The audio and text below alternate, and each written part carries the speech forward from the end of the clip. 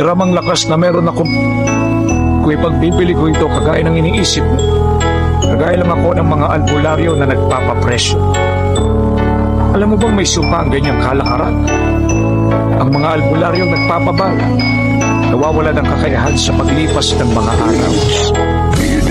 Gaano man sila kalakas, hihina at hihina sila hanggang sa mawalan sila ng kakayahang manggamot. Isang nakakatakot na banta para sa amin lahat.